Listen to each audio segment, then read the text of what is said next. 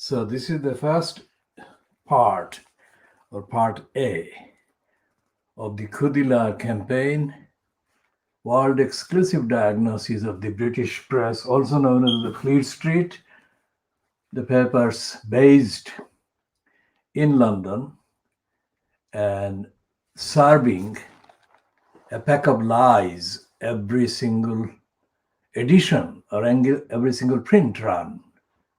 What is this one? This is typical of the Daily Mail lying. Carry on Christmas. And underneath that, it covers its own kind of liabilities and stupidities. It says, despite mounting calls for U-turn, relaxation of COVID rules for festive break set to stay. And then it says, but ministers will warn, keep local and think twice about seeing granny. Now, this stupidity has to be absolutely kind of seen to be believed. If ministers are warning, then who is saying, or who is kind of responsible for this carry on Christmas, hugging and all the rest of it? So this is the kind of defining stupidity and idiocy by the Daily Mail throughout the inside pages. And it is absolutely the same thing every single day. I mean, and the same thing happens on Brexit. The Daily Mail, followed by the Daily Scum, owned by Dirty Digger, Rupert Murdoch, and the racist Beaverbrook's legacy of insanity, the Daily Express. They contain total contradiction every page, every day. And the Boris Graph, previously known as the Daily Telegraph, conceals its stupidity and contradictions under wider pages and wider format and longer looking headlines. But the same narrative, the same agenda, the same corruption and creepy promotion for Boris Johnson. Every page, every item. So that's the Daily Mail, and we shall be looking more at the details. And there is this lying woman called Dawn Neeson, who is supposed to be a columnist. She's a racist. Dawn Neeson. And there she is. She has got a fuller kind of page on page 19. And she is the kind of answer, or the kind of counter to Carol Moron on the other hand. And there are some other morons. In the Beaverbrook Express, for a very long time, there was a woman called Jean Rook. Totally corrupt, totally dishonest, and absolutely racist. Now, Fleet Street doesn't recognize the rest of the world, because in order to understand what is going on with the virus, it would be absolutely vital to know the states of the virus and the spread and the effect of the government and state policies in every kind of state, every nation state, let's say. but Fleet Street papers don't recognize the world. And when they do, they completely distort the reality and come up with headlines like gunboats to guard our or naval kind of force, the Navy to guard our fish. I mean, they have been stretching it beyond endurance of substance, of meaning, to portray Boris Johnson the liar as a real Winston Churchill. But if you look at the real Winston Churchill, you will find that there was nothing of substance. If the Americans didn't intervene against the Germans,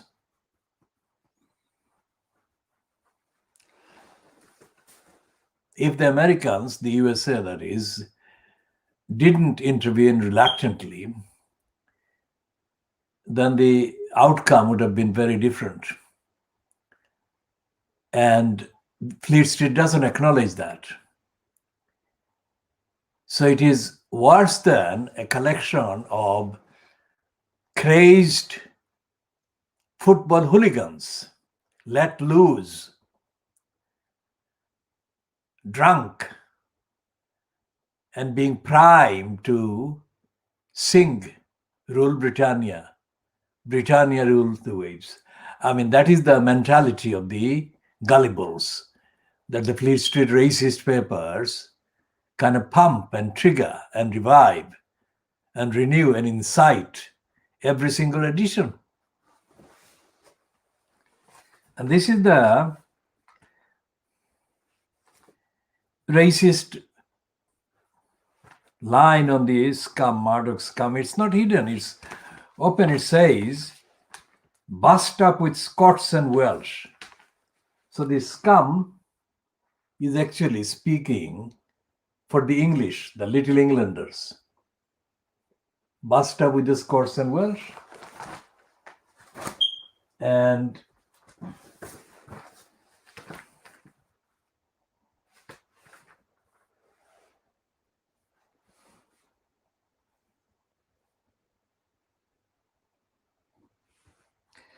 there is a contradiction in the kind of coverage on the front page of the Sun, of the Times, also owned by Rupert Digger Murdoch.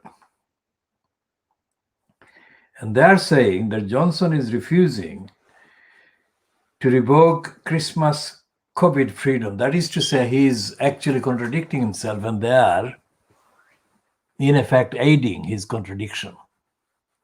Now, it's a lethal contradiction which can be only found in the behavior of Donald Trump. And Trump has been accused correctly for negligence on a massive scale affecting millions of Americans.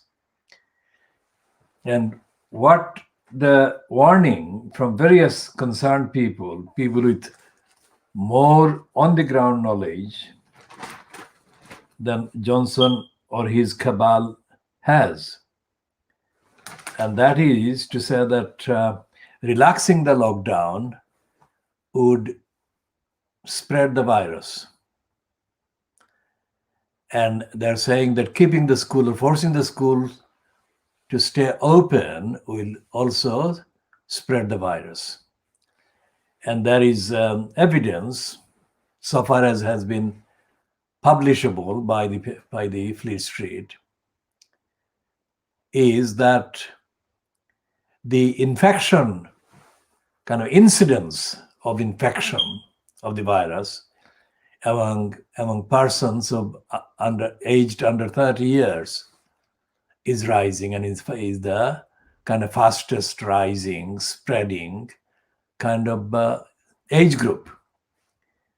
Whereas at the peak of the virus last March, or in March this year, and March, April, and May, the main opinion was that people over 50, 60, 70 were most vulnerable and most kind of affected by the infection of the spread of the virus. So that is what they're saying now, but they're still not saying what is the behavior of the thing, of the virus, from A to Z, which is what we have been saying. And all these papers are failing to ask that question. And this shows that the Fleet Street is completely a shell. It's not a street where real newspapers are produced by real journalists doing real journalism. What Fleet Street is kind of now is becoming, so the tabloids like the Scum and the Daily Mail and the Star are kind of couriers of brazenly, strategically used pornographic shots of kind of young women. They share that between them, among them. And that is the only thing that is real, in the sense that they have got different naked or semi-naked bodies of white women. But the other stories are almost identical, especially about Brexit and about the virus. The Brexit, the handling of Brexit and the handling of the virus by the Boris Johnson fronted cabal. And all the accounts that have been published by reliable kind of sources on the social media, so-called on the internet, about Johnson's role in meeting the EU president, overwhelming all the reliable information coming from the sources that are factually reliable, suggests that Johnson was completely useless at the meeting. And if you extrapolate that kind of 24-hour period when he was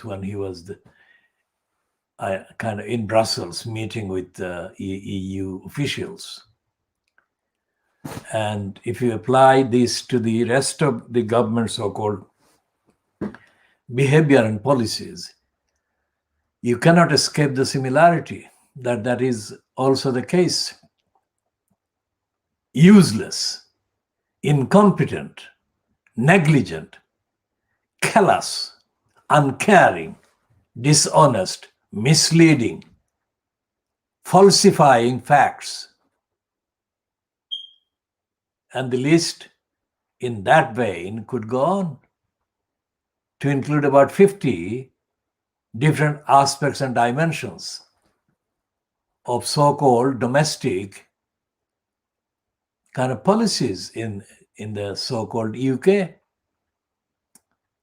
As we said, the Scum is treating the Welsh and the Scots as outside of the same United Kingdom.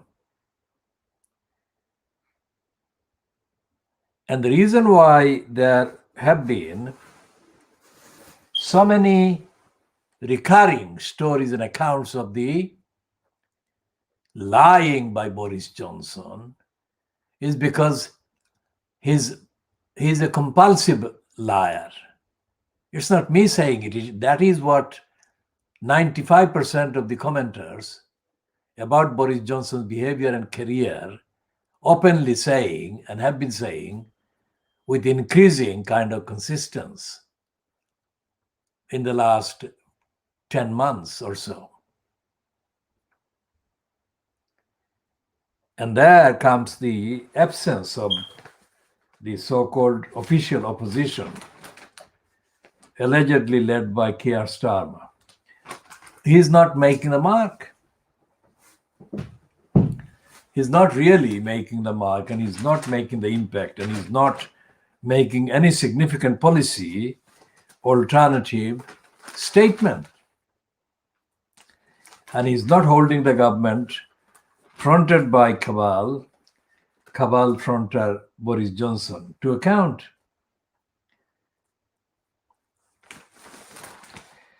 And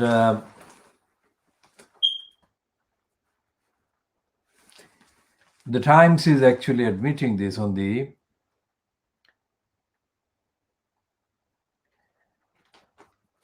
two-page spread on pages 6 and 7.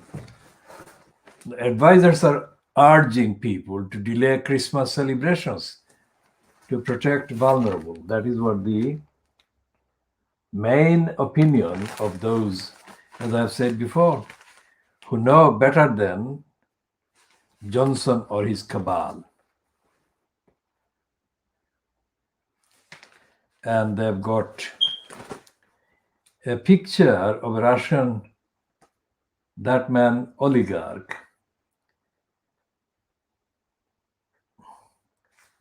His name is Farhad Ahmedov. Now, Farhad Ahmedov, 65, an oil and gas oligarch who is thought to be close to President Putin, started seeing Anna Adamova, 37, while still married to Tatiana Ahmedova, according to his son, a city trader. Now, the son, who is a city trader, has been actively behaving like his father's kind of representative in the case between his father and his mother. And it is still not clear whether he's returning to the UK or he's still abroad, from where he's taking part remotely in the proceedings in the court case brought against his father by his mother, seeking £500 million worth of divorce settlement or damages or payment, whatever it is called, however it ends.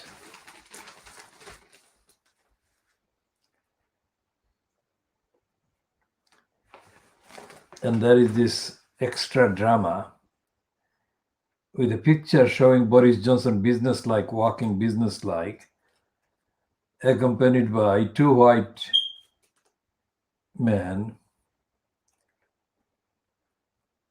called Dan Rosenfield and Simon Case.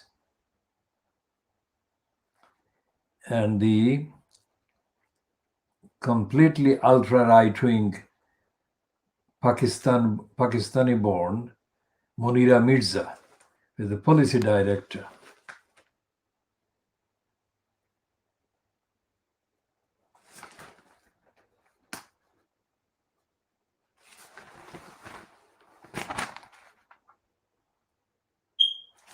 Now we shall be talking about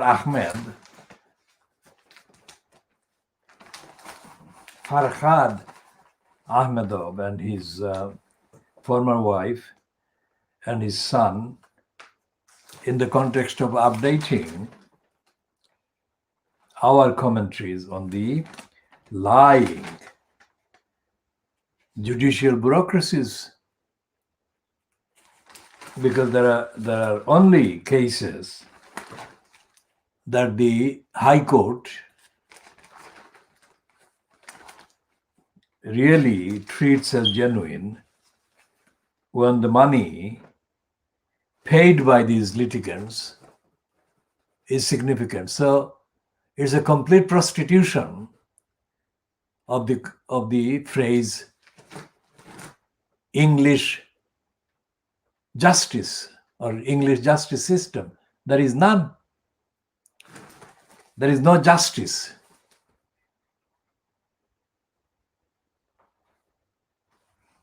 Now, here is a piece about the ethnic link to grooming gangs. A Home Office paper on the characteristics of grooming gangs has concluded that there is not enough evidence to suggest that more are Asian or black than other ethnicities. Well, that is the case. If that is the case, then the right-winger version of Fleet Street papers claiming that Priti Patel is denying that. And she's still saying that the Pakistanis were the main perpetrators. Now, we have said that there is no holding to account of the local councils, and there is absolute silence from the Pakistani or Muslim kind of descended or Muslim backgrounded community leaders, so-called, in those areas. They could raise questions, but they haven't.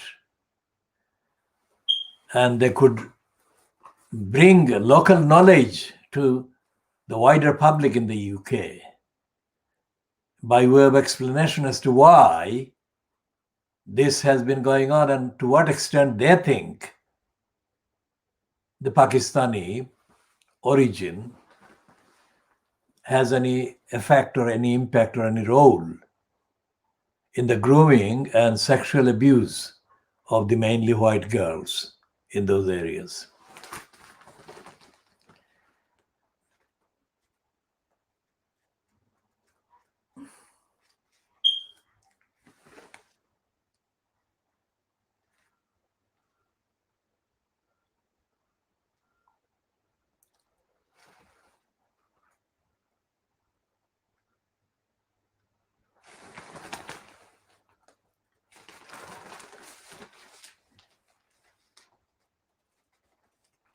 And the Times is conservative columnist, conservative, there is Con's party columnist, Daniel Finkelstein,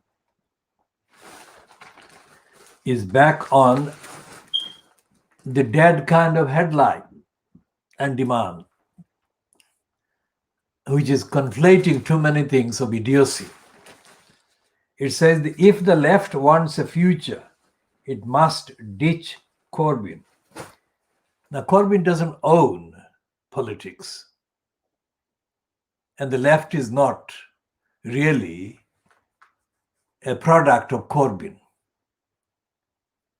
And Corbyn is a garden gnome. He's intellectually bankrupt and blank. That is what I have said has been the reason for his failure as the leader of the opposition, so-called, during the 5 years that he was incumbent in that post.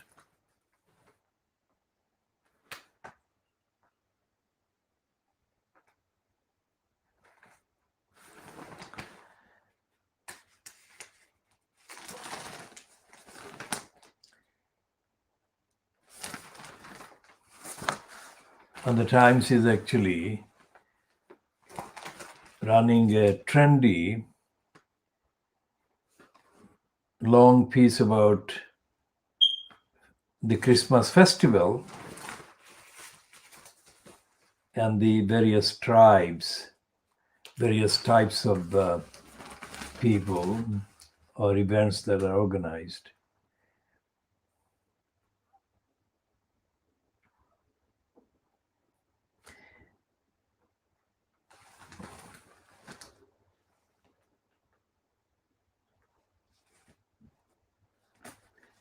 Crisis at Christmas, it says on the front, kind of first editorial of the 3 of the day. And it says, at the end of a grueling year, families want to be together. But the risks are too great, and the government should revise its planned easing of restrictions. Now, There is absolutely no evidence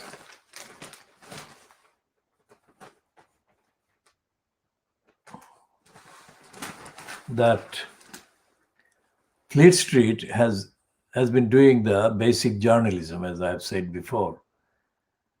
Because if it had, the Mail, the Sun or Scum, the Star, the Daily Express, the Boris Graph would not be running pro-Johnson kind of pieces at all. And Alice Thompson is saying that the infantile Gavin Williamson, who is the so-called cabinet member for at the expense of education, let's say, in the Boris Johnson-fronted cabal, has got it wrong, and he is wrong again about schools. And this is kind of pegged to Williamson's threat to Greenwich, that it will take legal action if the Greenwich Council doesn't keep the schools open.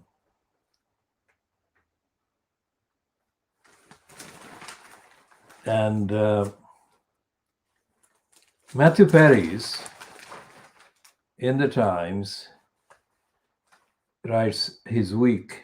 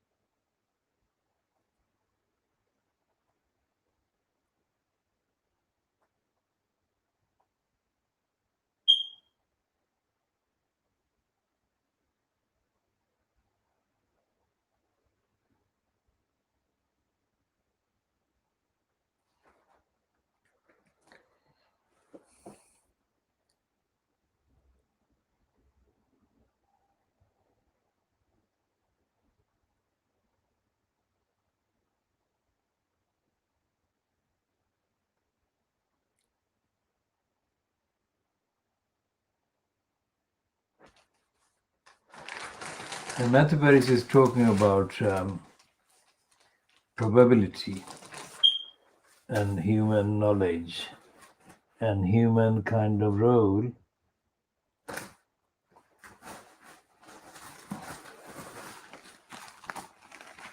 in creating the science of probability, which doesn't exist.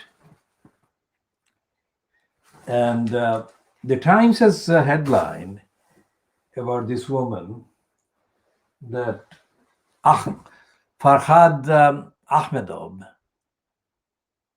had the affair when she was 37 and he was double her age. Doesn't talk about the fact that David Neuberger, the president of the Supreme Court, said that cases like the ones that Farhad Ahmedov's wife, ex-wife Tatiana, has brought to the High Court in London would be a source, the lucrative source to be coveted by the London legal bureaucracies. It doesn't talk about that, but that is what is happening. So the Times is failing to keep the headline to the legal kind of bureaucracy and the reality of the behavior of the legal bureaucracy.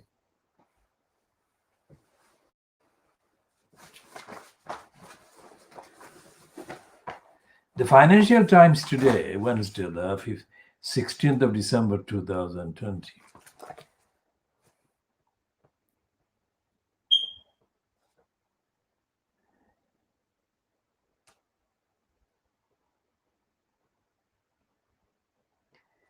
And in FT Nikkei special report, it says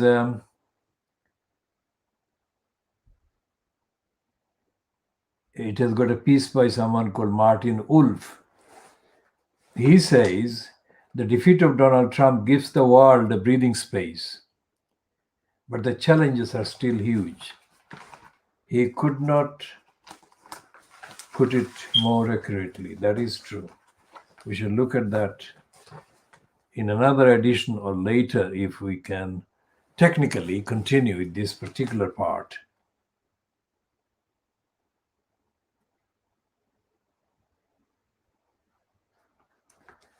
And it says that the Financial Times has got a briefing note saying that UK's vaccine bill up to £12 billion so far. Now, very small number of people have been vaccinated. And there is no way that the vaccine can be said to be a guaranteed kind of answer to the virus.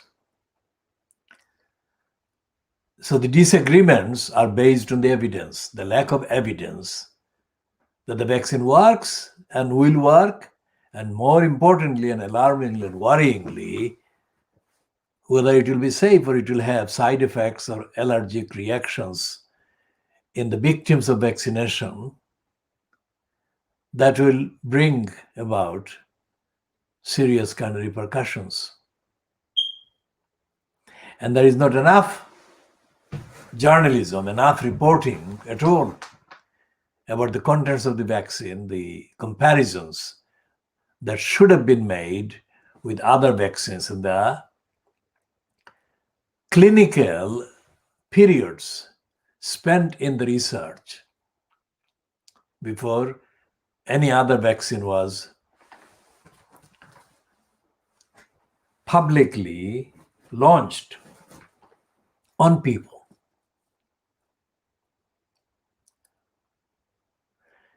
And none of the Fleet Street papers is asking the scientific,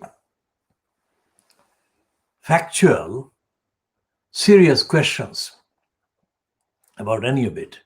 Just like they are not asking any questions about the contents of Brexit. And going back to the legal kind of references to the law, for example, the Brexiteers typically ignorantly but unjustifiably too frequently given platforms to spew the stupidity that once Brexit is done or achieved, we, meaning the Brexiteering falsified representation of the entity of the UK, will be free. Now the agreements between member states and among member states of the European Union were not intended to suppress freedom or sovereignty of individual member states. And every single member state has been independently able to do its foreign policy, so-called, lawmaking, so-called, throughout the whole decade of 50 years, let's say, effectively, of the European Union. Before it was the EEC, the European Economic Community, or it was called Common Market. There was never any recognition given to the impact of the agreements in that framework on the previously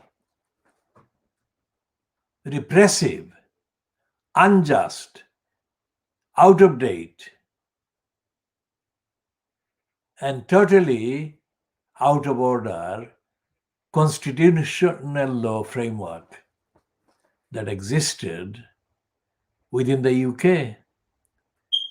The framework meaning that despite the fact that there is no written British constitution, there are too many hundreds of individual acts of parliament, statutory instruments that together make up for more than a written constitution. True, there is no single document that is called British Constitution as passed by the British Parliament. There isn't. But all the other acts of parliament, or what is called the statutes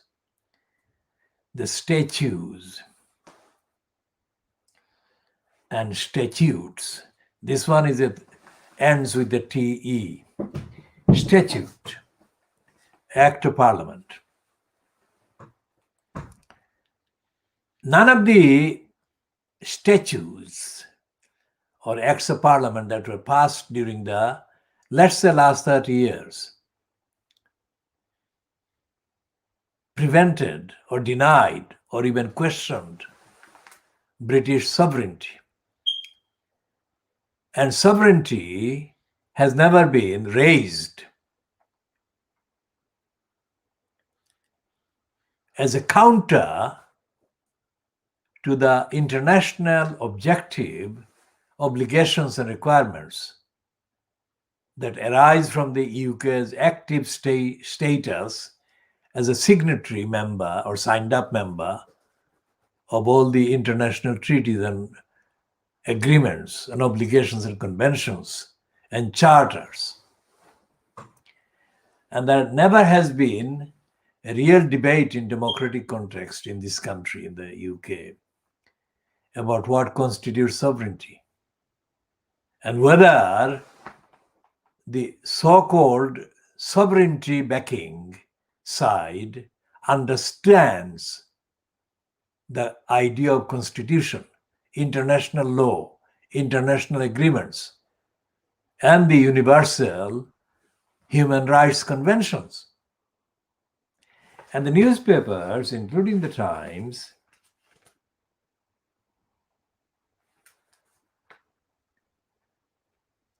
don't actually investigate any of this.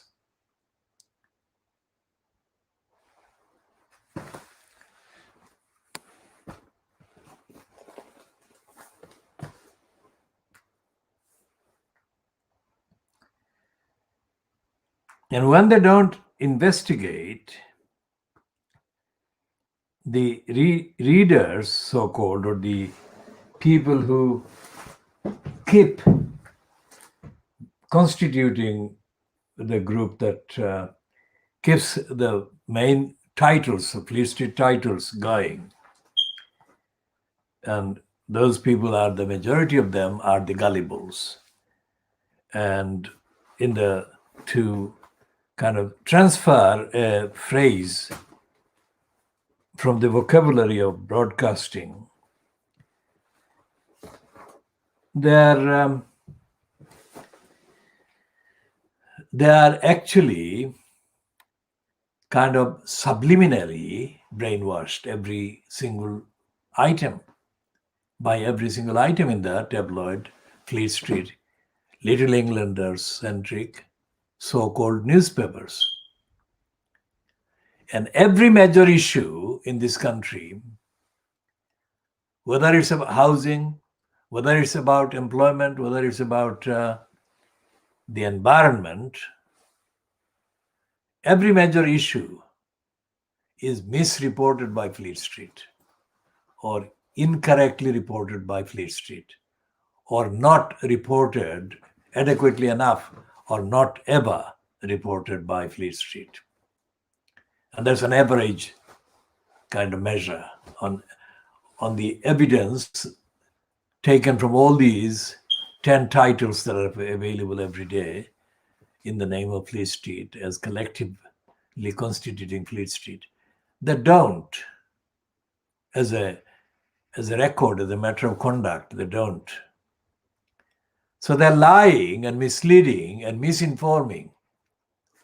They're lying to, and they're misleading and misinforming so-called readers. And the gullibles, by the gullibles, who are subliminally kind of brainwashed by the broadcast media, the BBC radio and television, and also the Sky News, and by the commercial rivals at the ITV and Channel 5 and Channel 4 News. They are not investigating the main evidence of the main things that affect people every day in this country, which is why all the major issues that are so-called the topics of elections are wrongly voted on most of the times, most of the elections. And there is no evidence that any of the outlets, BBC and the other outlets that I have mentioned, or indeed the so-called social media and online broadcasting, which has become an increasingly common kind of event all across the world due to the virus and the lockdown. There is no journalism. If by journalism it is understood and meant the events that affect people collectively and personally, events that should not be hidden, kept hidden, because the impact of the events being kept hidden on the lives of individuals as well as groups of people, the impact is too much and too great.